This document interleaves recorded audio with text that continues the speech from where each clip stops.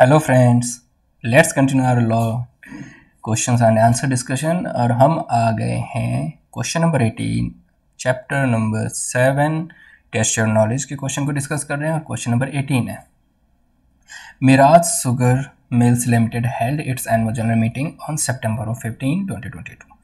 15 सितंबर 2022 को इन्होंने एनुअल जनरल मीटिंग होल्ड की है।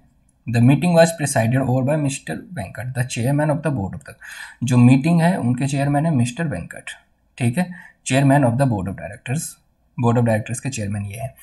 On September 17, 2022, Mr. Venkat, the chairman, without signing the minutes of the meeting, left India to look after his father who fell sick in London. 17 सितंबर 2022 को mister Venkat बिना sign किए हुए जो meeting के जो minutes होते हैं, मिनट्स का मतलब जो मीटिंग में क्या क्या पॉइंट्स डिस्कशन हुए हैं, उनको बिना साइन किए हुए वो अपने फादर को देखने चले गए लंदन, क्योंकि उनके पिताजी की तबीयत खराब है। Referring to the provision of the companies act 2013, examine the manner in which the minutes of the above meeting are to be signed in the absence of Mr. Venkat and by whom। अब बताइए companies act 2013 के according अगर mister Venkat जो chairman है board of directors, अगर वो नहीं रहेंगे, उनके एब्सेंस में मिनट्स ऑफ द मीटिंग को कौन साइन करेगा, ठीक है।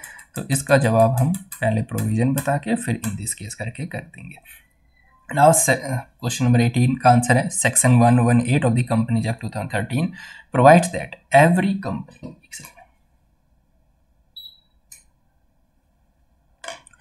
Every company shall prepare, sign and keep minutes of proceedings of every general meeting। कि भाई सारी कंपनीज को बनाना होता है, साइन करना होता है सारे मिनट्स जो भी जनरल मीटिंग में डिस्कशन हुए हैं, including the meeting called by the requisitionist and all proceedings of meeting of any class of shareholders और क्रेडिटर्स और बोर्ड ऑफ डायरेक्टर्स और committee of the boards and also resolution passed by the postal ballot within 30 days of the conclusion of every such meeting concern.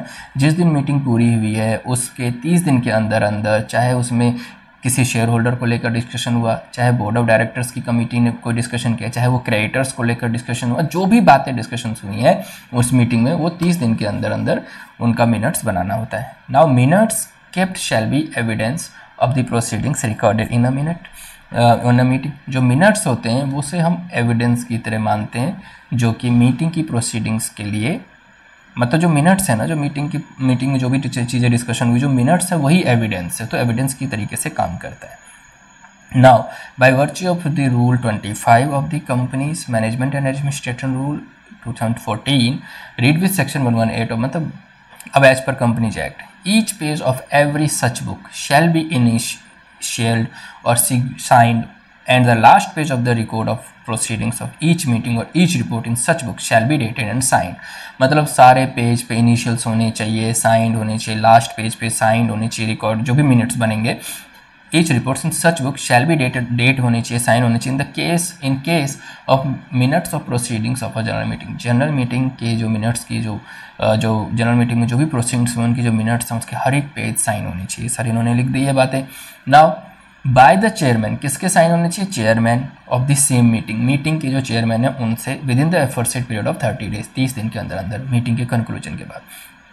और in the event of the death, या फिर death के case में या chairman की inability के case में chairman available नहीं within that period, by a director duly authorize by the board for the purpose, तो बोर्ड किसी डायरेक्टर को ऑथराइज कर देगा इस पर्पस के लिए। Therefore the minutes of the meeting refer to in the case given above can be signed in the absence of mister Venkat. Mister Venkat के absence में कोई भी साइन कर सकता है बाय एनी अदर डायरेक्टर, कोई भी अदर डायरेक्टर साइन करता है, बट उसको बोर्ड के द्वारा ऑथराइज करना पड़ेगा, ऑथराइजेशन चाहिए, ठीक है।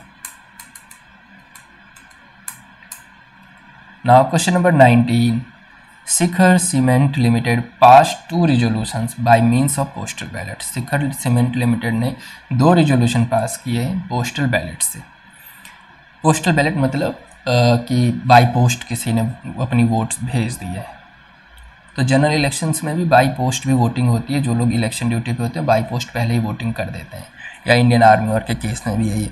Now keeping in view the relevant provisions of the companies act 2013 की अगर प्रोविजंस की बात करें, कंपनीज एक्ट की बात करें, you are required to advise the directors of the company regarding the provisions applicable for making entries in the minute book including the time limit within which the entries must be. अब बताइए कि भाई minute book में entries कब तक हो जानी चाहिए, कितने टाइम में हो जानी चाहिए, मीटिंग में जो भी डिस्कशन हुई है उसकी बात हो रही है। तो अब चलते हैं 19।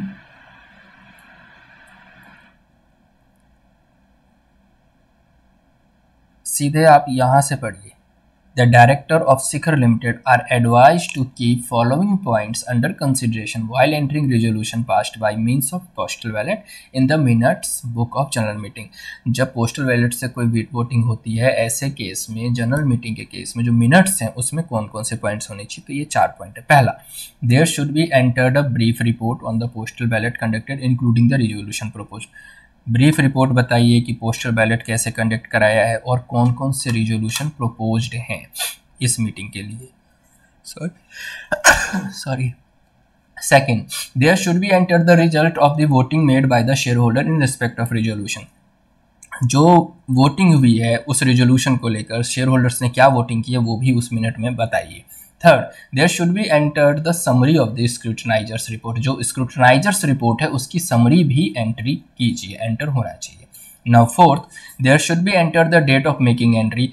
जो एंट्री किस दिन की हुई है वो भी एंटर्ड होनी चाहिए, मतलब डेट मेंशन होनी चाहिए, डेट की एंट्री होनी चाहिए। Further, the directors must ensure that the entries in respect of resolutions are made within 30 days from the date of passing of resolution by means of postal ballot. Postal ballot से अगर कोई resolution pass किया गया है तो जिस दिन पास हुआ है उसके 30 दिन के अंदर अंदर ये सारी एंट्रीज बन जानी चाहिए, हो जानी चाहिए। Okay, now moving ahead for the question number 20। Question number 20 second last question है। Now the paid up share capital of Disha Homes Appliances Limited. जो पेड अप शेयर कैपिटल है दिशा होम एप्लायंसेज लिमिटेड की 8 करोड़ है, जिसको 80 लाख शेयर्स में divide किया, मतलब एक शेयर 10 रुपये का है, तो 80 लाख गुने 10 करोगे तो 8 करोड़ आ जाएगा। Now the directors of the company would like to know the circumstances under which the annual return of the company shall be required to be certified by a company secretary in practice. अब director जानना चाहते हैं कि किस situation में company की annual return practicing या certified company secretary से साइन होना जरूरी है। बताइए किस केस में उनके जो एनुअल रिटर्न्स हैं वो सीएस जो प्रैक्टिस करते हैं उनके साइन होने चाहिए। तो question number 20, in respect of certification of annual return by a company secretary in practice. अगर हम बात करें एनुअल रिटर्न को कंपनी सेक्रेटरी जो प्रैक्टिस में उनके साइन या सर्टिफिकेशन की, the director of Disha home appliance limited are advised.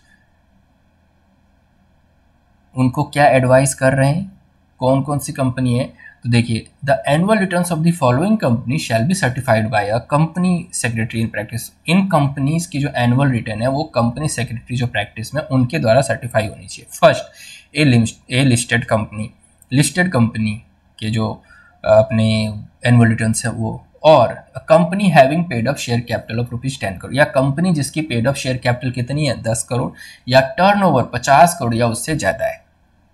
Accordingly, if Disha Home Appliances Limited gets listed, अगर Disha home appliances limited listed हो रही है और in case its paid up capital is increase to ₹10 crore, या paid up capital 10 crore हो गई, या फिर उसका टर्नओवर 50 करोड़ से ज्यादा है, it shall be required to get its annual return certified by a company secretary in practice. तो ऐसे केस में उनको एनुअल रिटर्न कंपनी सेक्रेटरी जो प्रैक्टिस में उनसे सर्टिफाई कराना होगा।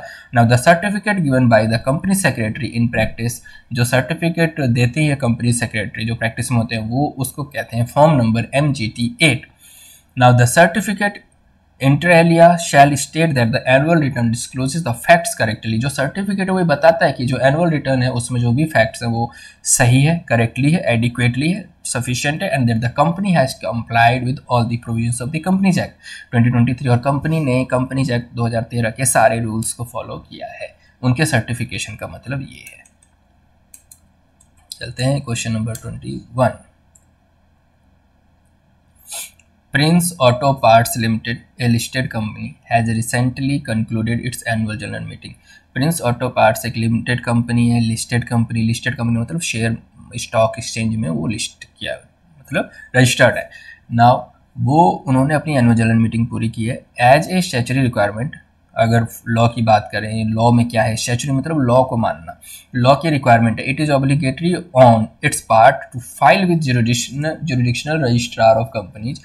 अब कह रहे हैं कि जो जुरिडिक्शनल रजिस्ट्रार है कंपनीज का, उनको एक रिपोर्ट फाइल करनी है एजीएम को लेकर। नाउ पहला, state within how much time it is required to file the schedule, कितने समय के अंदर अंदर ये रिपोर्ट फाइल हो जानी चाहिए एजीएम के बाद। Now second, in case of Prince auto parts limited fails to file the report, अगर Prince auto parts Limited fail कर देती है रिपोर्ट फाइल करने में उस टाइम के दौरान जो एक एजीएम के बाद होनी चाहिए, ना उसके बताइए उस केस में पेनल्टी क्या है कंपनी के ऊपर, और जो ऑफिसर्स इन डिफॉल्ट है उसके लिए क्या पेनल्टी है, कंपनी के ऊपर क्या पेनल्टी है और जो ऑफिसर इन डिफॉल्ट है उनके लिए क्या पेनल्टी है।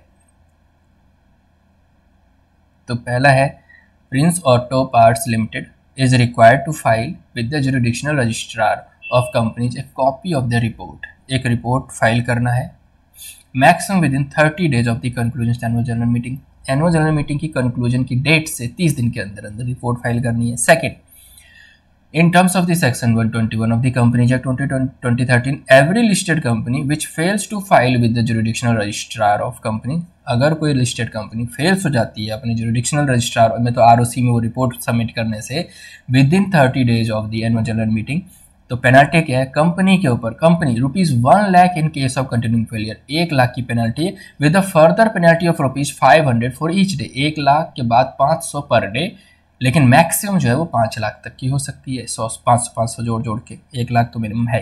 और एवरी ऑफिसर हुई इन डिफॉल्ट, उनके ऊपर 25,000, और उसके बाद अगर कंटिन्यू करते हैं तो 500 ईच डे, जो कि मैक्सिमम 1 लाख तक, मतलब मिनिमम 25,000 मैक्सिमम 1 लाख, और 25,000 के बाद पर डे के हिसाब से 500। तो ये लिमिटेड मतलब ये लाइबिलिटी है। Accordingly if prince auto parts limited fails to file a copy of the report, अगर प्रिंस पार्ट्स लिमिटेड रिपोर्ट नहीं फाइल कर पाती है तो एनुअल जनरल 30 दिन के अंदर अंदर, तो उनके ऊपर ये सारी पेनल्टी लगेगी जो ऊपर हमने मेंशन किया है।